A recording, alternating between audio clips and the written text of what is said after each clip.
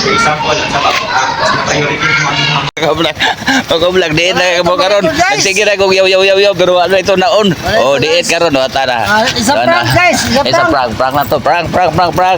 Prank system. Okay, plate isa taong 300. Pepigado. Okay, shout out dayon. Guys, shout out guys. Oh. Kira kami dyan. Oh, shock to niya, scatter. Oh, karon bagtas mo ko sa akong room. Oh. Ang sa micro man eh. Ano baling nga kayo oh, napagadilit dayo. Ang sa micro man eh, napagadilit ito tro. Oh.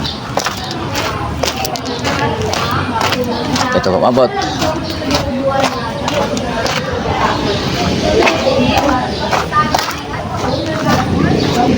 Jadi ko sa lubot lagi.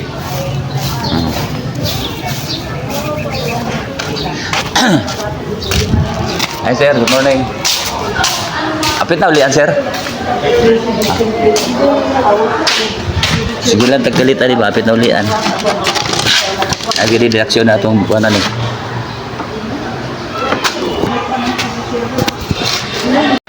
example, sa priority ng mga needs kaysa sa mga wants. So, ayun. Pwede na ba siya i-apply ko sa pag-anak sa isang pagkakot. Di ito. So, sa sunod, isang paano natin tuturo sa ating mga anak ang katapalan at sabi ng totoo. Along the way. Pero, ayun, usahay tama din isugid ang part sa pagiging parents. Hindi na kayo timbang-timbang ang dapat na tumahagon para mag-isipin natin sila kasi ang ibang bata, sa ba na to, hindi na sila sa dagat. Ano kayo, hindi naman si mama magsugod na tabal man dugod na magsugod si mama.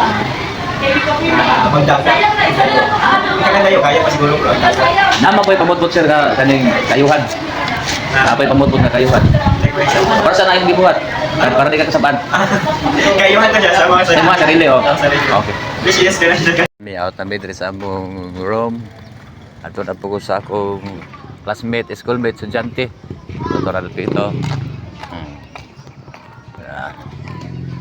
Asa ko na po ang estudyante ro na murag na pa sa sulod guro.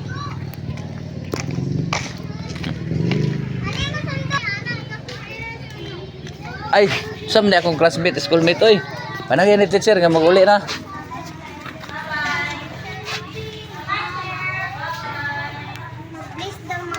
Ay, mag-bless. Ako po, bless po diri, oy.